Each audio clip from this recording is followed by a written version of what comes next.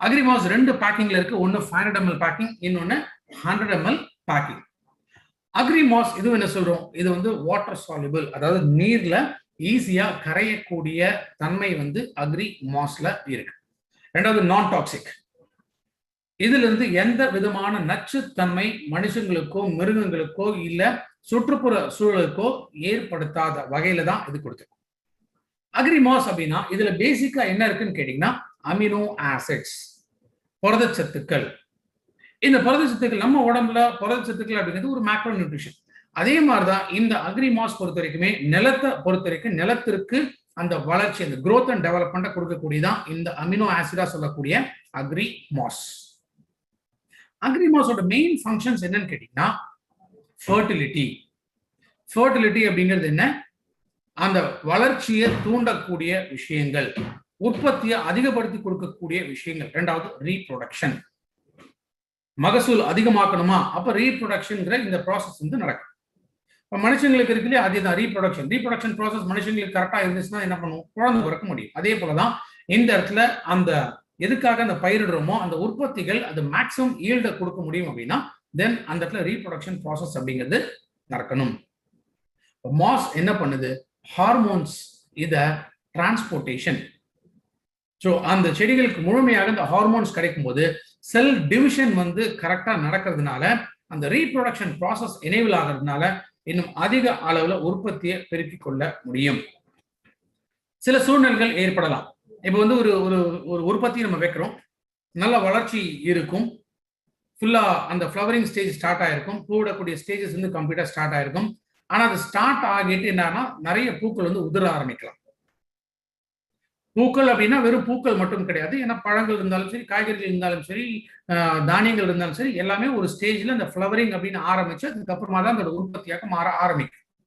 அது மாதிரி எந்த விதமான உற்பத்திகள் இருந்தாலுமே சரி வளர ஆரம்பிக்கும், ஆனா பாதி உதிர்ந்துடும். இது வந்து செயற்கையாக புயல்னால அந்த மாதிரி இல்லை, நேச்சுரலாகவே உதிர்ந்துடும். சம்டைம்ஸ் என்ன ஆகும், பூ நல்லா ஃபார்ம் ஆயிடும், பூல இருந்து அடுத்து என்ன ஆகணும், அது காயா மாறும். பூல இருந்து காயா மாறும், ஆனா காய் நிக்காது, நிறைய விழுந்து வேஸ்டேஜா போயிடும். சில சமயம் என்ன ஆகும், பூ நல்லா ஃபார்ம் ஆயிருக்கும், காய் நல்லா ஃபார்ம் ஆயிருக்கும், ஆனா காயிலிருந்து அது அடுத்தது பழமாக மாற முடியாது.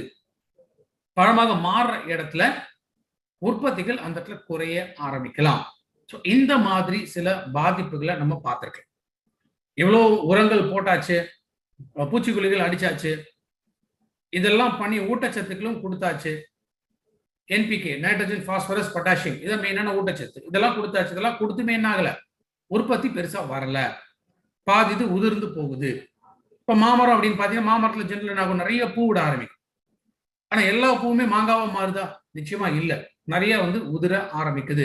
ஸோ அந்த உதிர்தல்னால என்ன ஆகுது, பொதுவா லாஸ் வந்து அந்த இடத்துல அதிகமாகும்.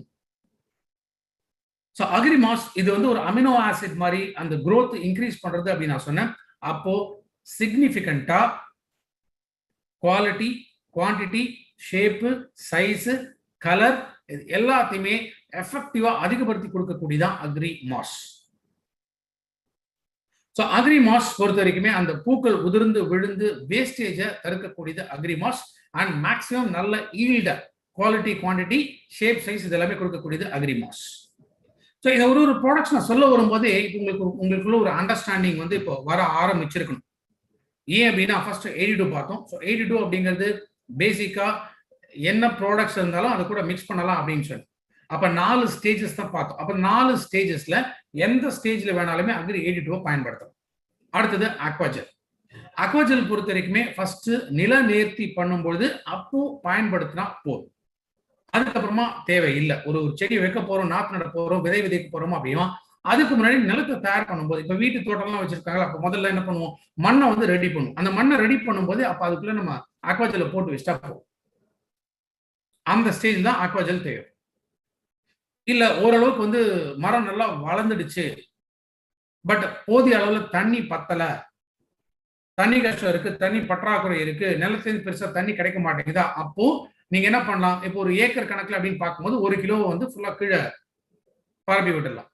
அப்படி இல்லைன்னா ஒரு மரமா இருக்குன்னா மரத்துக்கு கீழே வந்து ஒரு சின்ன வட்டப்பாத்தி எடுத்து அதுக்குள்ள வந்து ஒரு 40 இருந்து 60 கிராம் வரைக்கும் தனித்தனியா ஒரு மரத்துக்கு நீங்க கொடுக்கலாம். அப்போ அதை போட்டுட்டு தண்ணியை விட்டுட்டீங்க அப்படின்னா தென் ரொம்ப நாட்களுக்கு இந்த தண்ணி வந்து தக்க வைக்கக்கூடிய தன்மை அதுல இருக்கும். அடுத்தது agri humic part. So humic பொறுத்த வரைக்கும் எந்தெந்த ஸ்டேஜஸ்ல மெயினா தேவைப்படுது?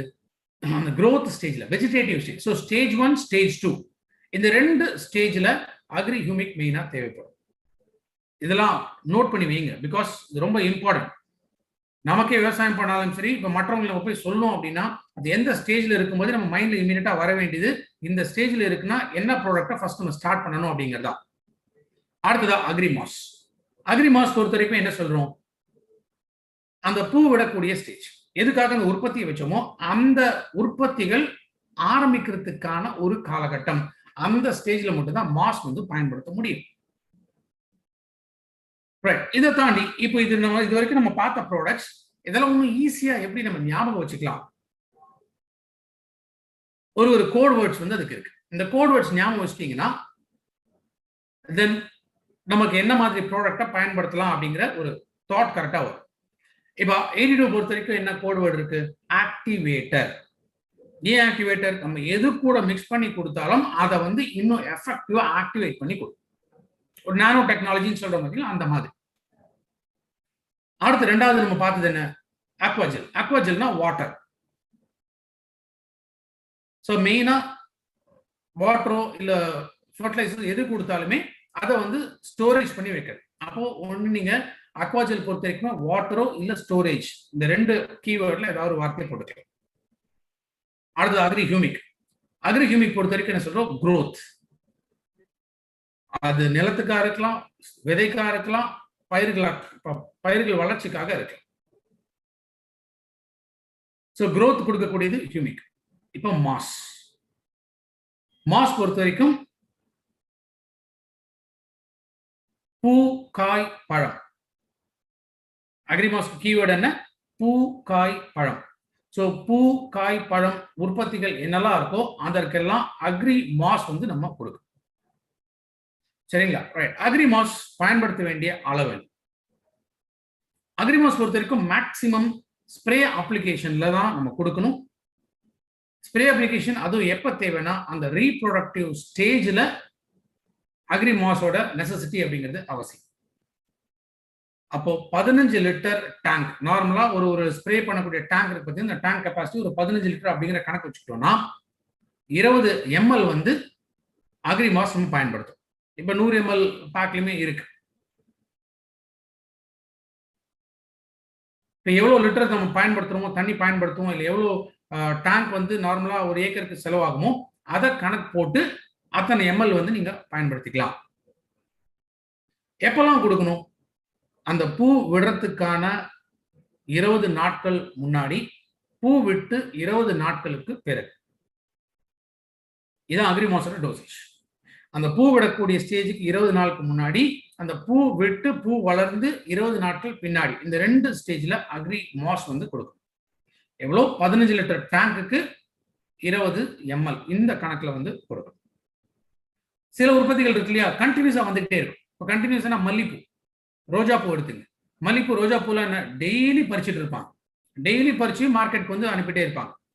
அப்ப டெய்லி இருக்கும்போது அந்த மாதிரி ஸ்டேஜஸ்ல இருக்கக்கூடிய உற்பத்திகள்லாம் என்ன பண்ணலாம்னா 20 நாள் கேப்ல 15 லிட்டர் டேங்குக்கு 20 ml இதே காம்பினேஷன்ல இதே குவான்டிட்டியில ஒரு 20 நாளுக்கும் ஸ்ப்ரேல நீங்க கொடுத்துட்டே வரும்பொழுது ஸோ கண்டினியூஸா பூவோட சைஸ் நல்லா பெருசா இருக்கும். அவ்வளோ சீக்கிரத்துல வாடாது, நல்ல ஒரு அட்ராக்ஷன் வந்து இது கொடுக்கும். மார்க்கெட்ல இன்னும் நல்ல ரேட் வந்து போகும். அண்ட் குவான்டிட்டி பூ வந்து அதிகமா உதிராது, வேஸ்டேஜ் வந்து குறைக்க முடியும். ஸோ நல்ல ரேட்டும் வந்து பூக்களுக்கு வந்து கொடுக்கக்கூடியது.